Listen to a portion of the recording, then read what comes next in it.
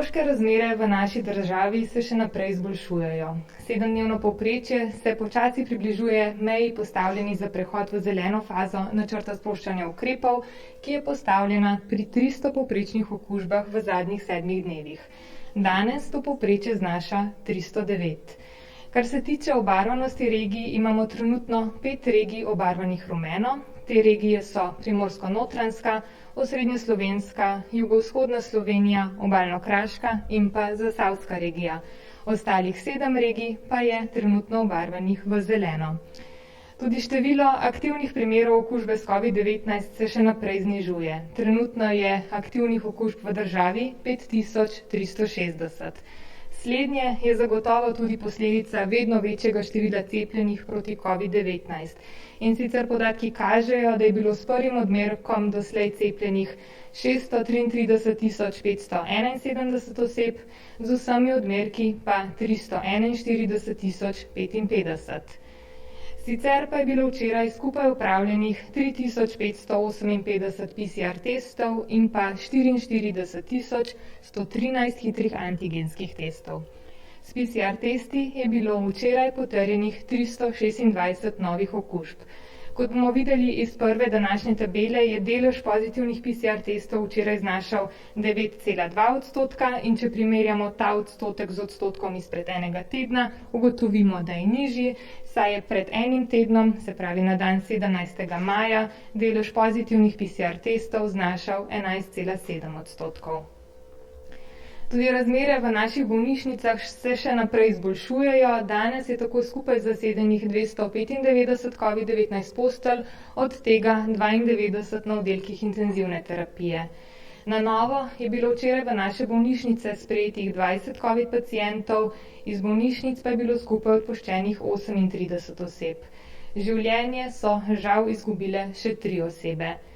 Poglejmo si razmere v naših bolnišnicah na naslednjem grafu. Opazan je strm padec vseh 3 krivulj, število pacientov se znižuje oziroma zmanjšuje, tako na oddelkih intenzivne terapije kot na splošnih oddelkih in seveda se znižuje tudi skupno število zasedenih postelj v naših bolnišnicah.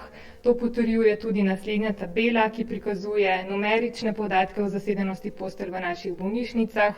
Na navadnih oddelkih so danes zasedene 203 postelje, včeraj je bilo zasedenih 220 postelj. Na oddelkih intenzivne terapije imamo danes zasedenih 92 postelj, včeraj jih je bilo zasedenih še 96. Skupaj pa je danes v naših bolnišnicah, če še enkrat ponovim, zasedenih 295 COVID postelj. Novinarsko konferenco nadaljujemo s podrobnejšim pregledom epidemioloških razmer pri nas in v Evropi in k besedi zato vabim današnjo gostjo, docentko dr. Ireno Grmek-Košnik iz Nacionalnega inštituta za javno zdravje. Izvolite.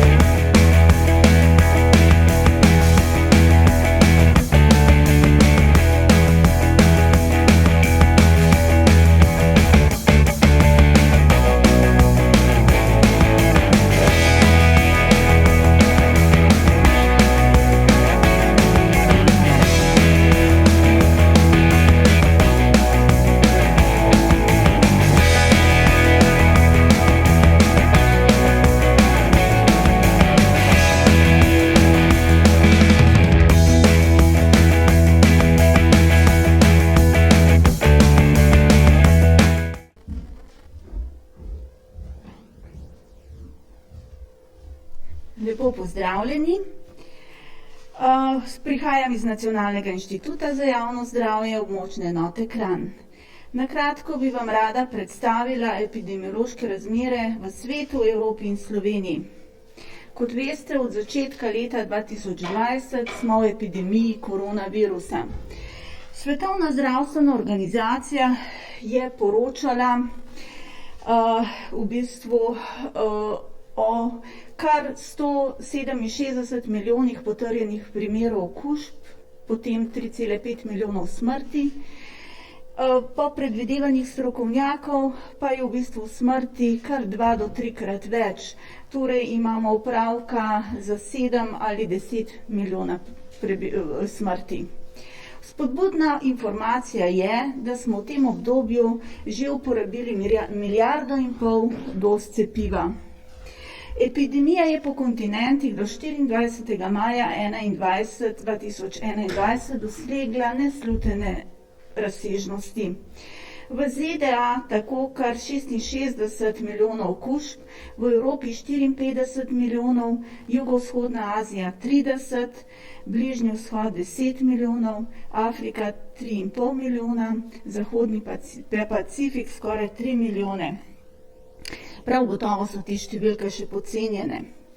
Za to obdobje Svetovna zdravstvena organizacija poroča o smrti v Združenih državah Amerike 1,6 milijona, v Evropi 1,1 milijon, v jugovzhodni Aziji 372 tisoč, v Afriki 86 tisoč, zahodni Pacifik 43 tisoč.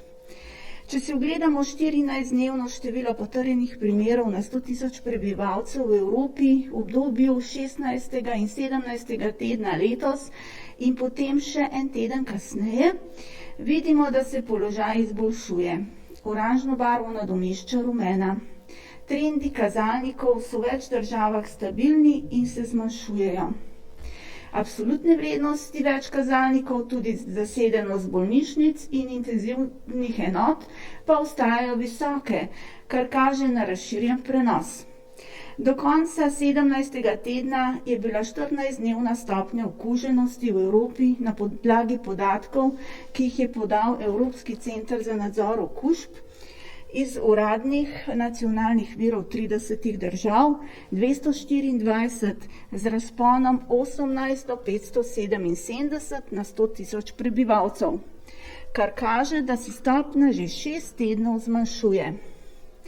V Evropi je do konca tega tedna v populaciji oseb nad 18 let prvo dozo cepiva prejelo 34,2% prebivalcev in to se še povečuje, kar je zelo pohvalno. Nismo pa še konec epidemije. V 2 državah, Danska in Grčija, naraščajo stopnje okužb. Obratno v 24 državah, kjer smo tudi mi, pa te stopnje padajo oziroma so stabilne. Vse evropske države laboratorijsko potrjene primere sporočamo Evropskemu centru za nadzor okužb. In v bistvu vključujemo vse pozitivne primere.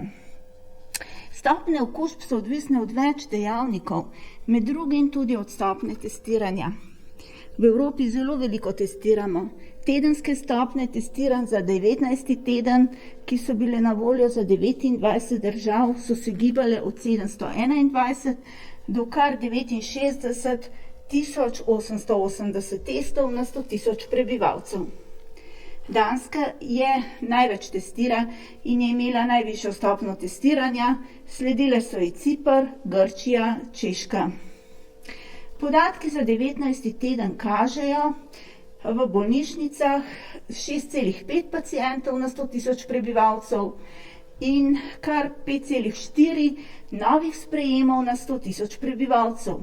V intenzivnih enotah pa 1,5 pacienta na 100 tisoč prebivalcev in 1,5 novih sprejemov na 100 tisoč prebivalcev.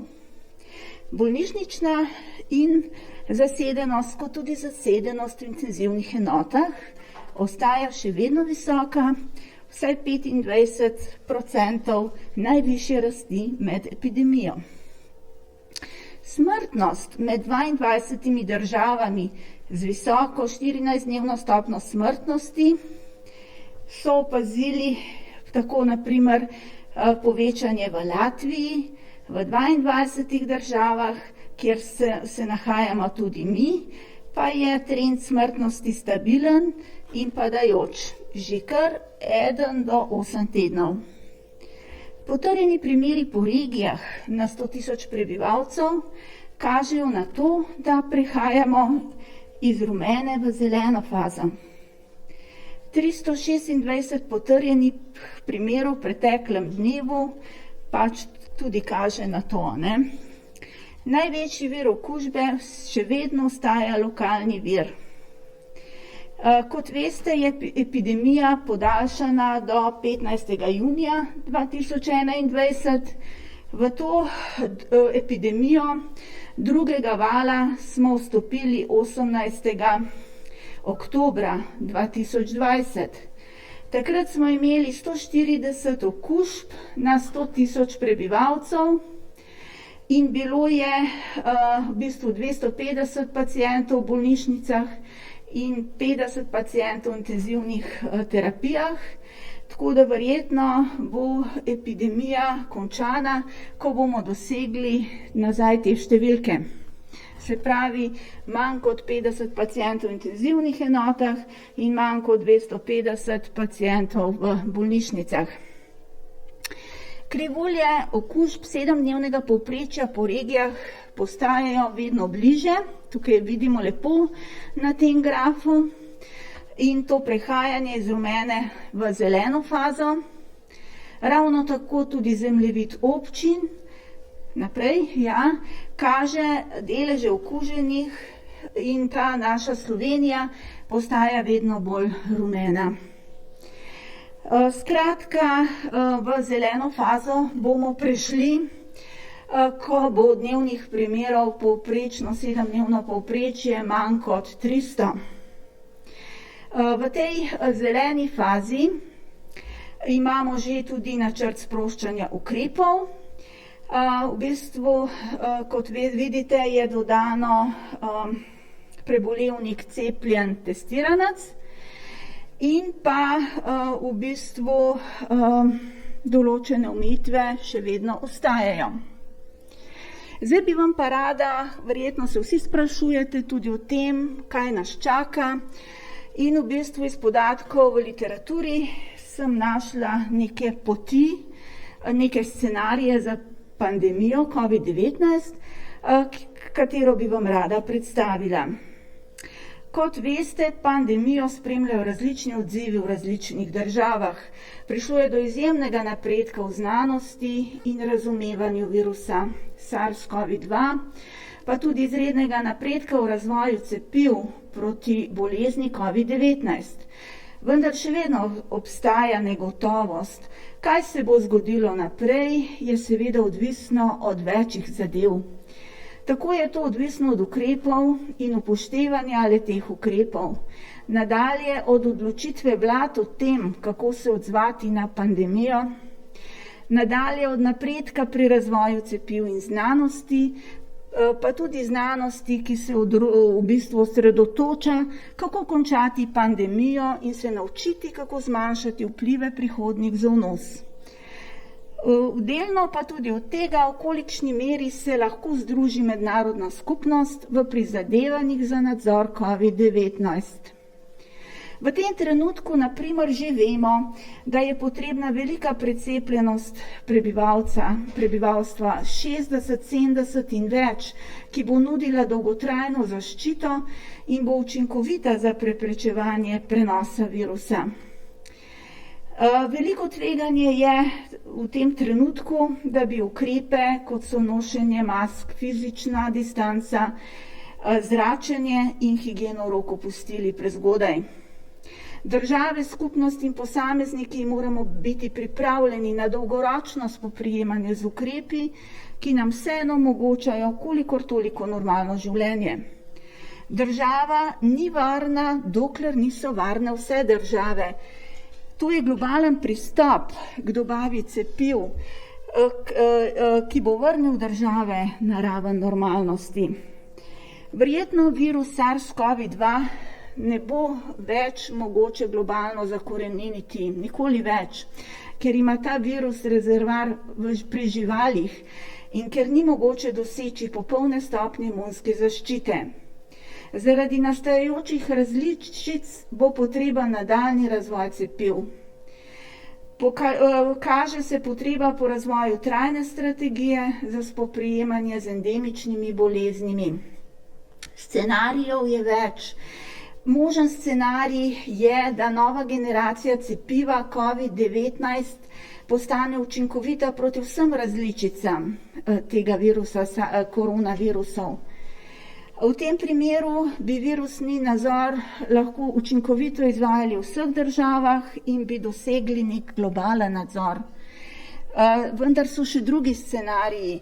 Pojavljanje različic tega virusa SARS-CoV-2, ki ima sposobnost izogibanja imunosti proti cepivom, bo tolikšna, da cepiva vendarle ne bodo popolnoma učinkovita proti vsem tem različicam. V tem primeru bi bogate države se verjetno odzvale s hitro proizvodnjo prilagojenih cepiv. Ponovna imunizacija bi ves čas ponavljati to imunizacijo in šlo bi za nacionalen nadzor. Obratno, preostali reven svet se bo boril s ponavljajočimi valovi te bolezni. Je pa tako na srečo, da se pandemije vedno končajo. Virus se bo v določenem trenutku pridružil peščici človeških koronavirusov, ki povzročajo prehlad, predvsem pozimi, ko razmere pospešujejo njihov prenos. Kdaj se bo to zgodilo, ne znamo odgovoriti ta trenutek. Imamo izkušnje z zadnjimi 4 pandemijami, vendar vse te pandemije so bile povzročene z virusom gripe. Teh virusov, koronavirusov, verjetno poznamo še premalo. Tako da to je na grobem ta oris. V bistvu želela bi vam prenesti tudi sporočilo današnjega dne. Epidemija še ni končana. Spoštujmo ukrepe. Te ukrepe, ki so narisani tukaj, se pravi umivanje rok, higieno rok, nošenje mask, ohranjanje razdalje, zračenje, kolikor smo bolni, ostanimo doma, naučimo se uporabljati higieno kašlja, nedotikanje obraza. Pa seveda cepimo se. Cepiva so varna in učinkovita, kar bi pa je še dodala, bi pa to, da razmišljamo globalno. Hvala lepa.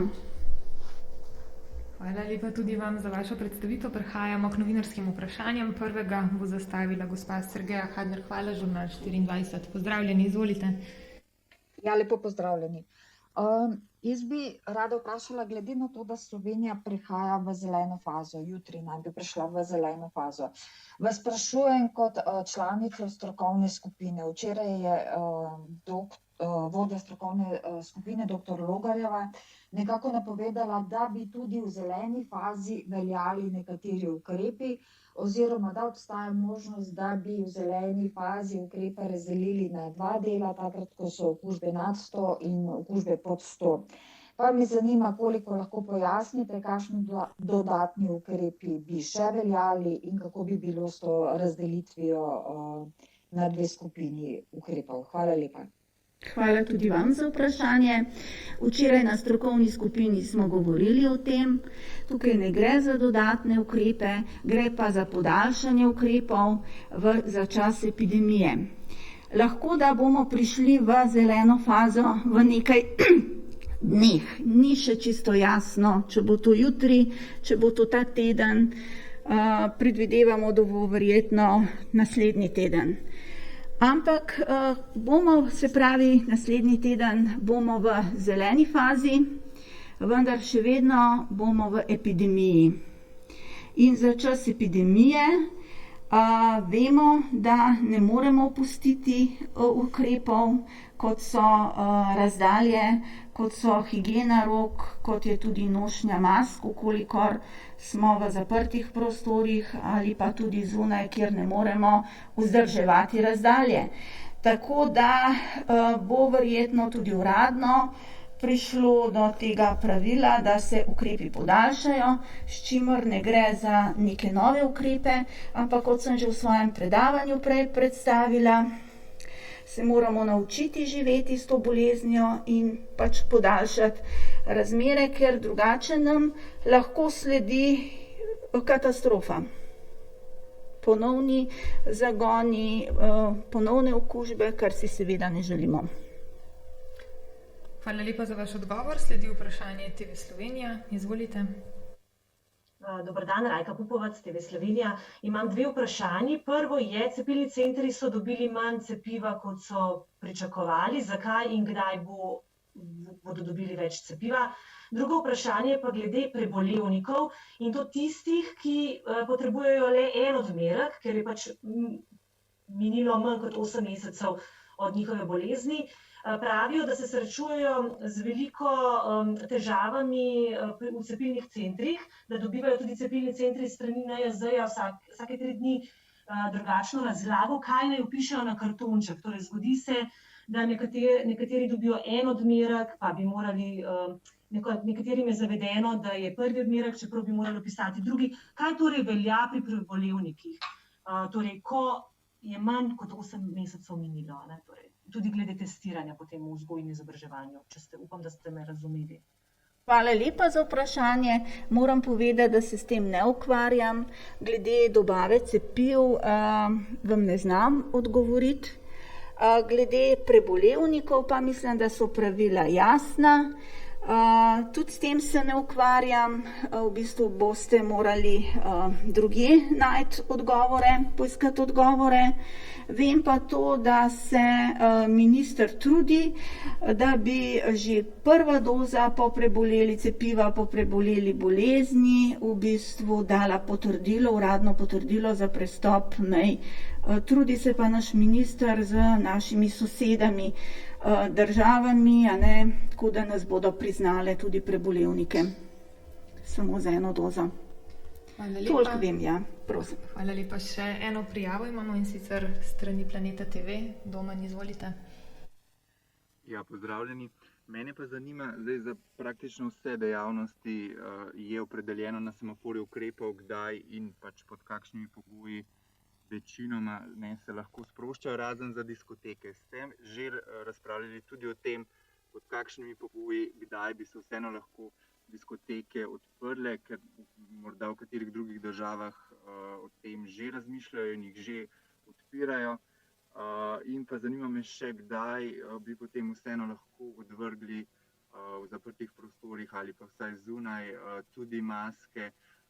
Bi bilo to potem v tej drugi fazi teh 2 faz, o katerih se govori, zelenih. Hvala. Hvala tudi vam za vprašanje.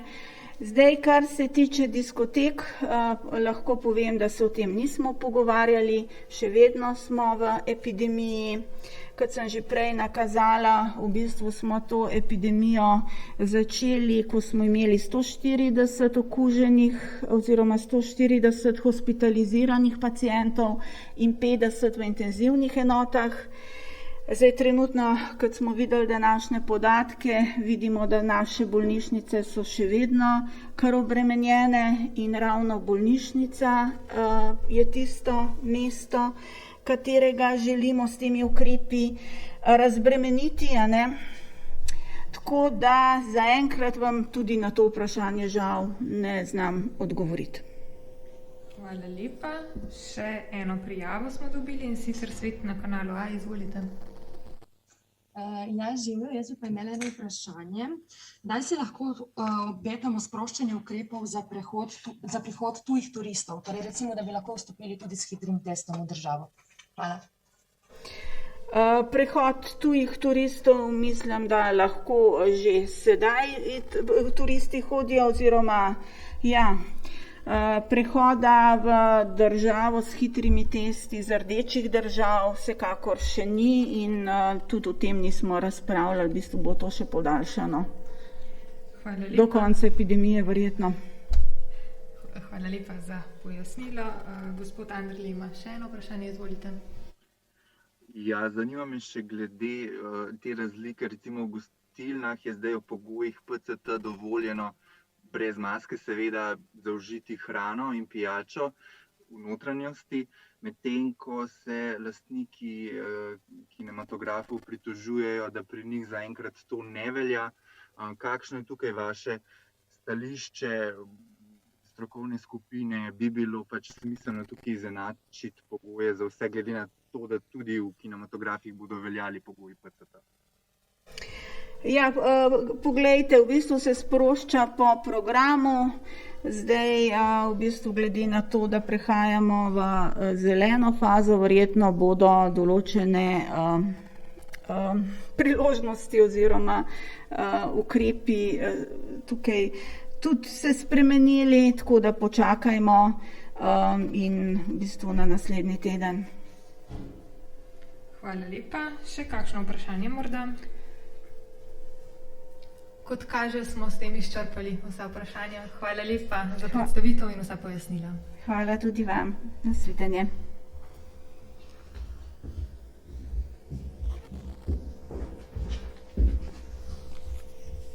Pa še vprašanje z moje strani, morda še kakšno vprašanje? Planet TV, izvolite. Ja, jaz bi vas vprašal, glede na to, da vsi Slovenci in Slovenke verjetno nestrpno pričakujejo to zeleno fazo, mogoče samo toliko, da bo jasno. Če se jaz prav spomnim, je bilo ob predstavitvi semaforja rečeno, da se na sredinjih sejah upoštevajo torkovi podatki, kar v bistvu pomeni, ne, glede na to, da danes še ne izpolnjujemo pogojev, da jutri ne moramo pričakovati prehod v zeleno fazo, tudi če bi jutri številke padle po 300. Hvala lepa.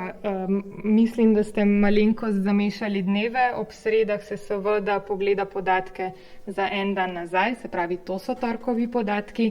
Danes, ko pa je torek, pa poročamo o ponedeljkovih podatkih, se pravi, vedno je en dan zamika za nazaj.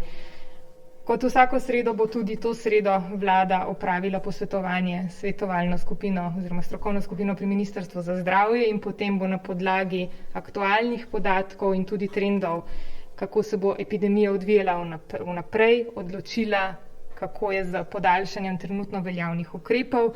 Vse odločitve o tem vam bomo seveda sporočili na četrtkovi novinarski konferenci, je pa od današnjih podatkov, ki bodo jasni jutri, verjetno najbolj odvisno od tega, v kateri fazi, kar se tiče obarvanosti, glede na naš semafor, se bomo znašli v prihodnjih dneh. Upam, da je sedaj jasno. Še kakšno vprašanje morda? Ni več vprašanj. Hvala lepa vsem za pozornost in sodelovanje na današnji novinarski konferenci. Nasvidenje in lep pozdrav do jutri.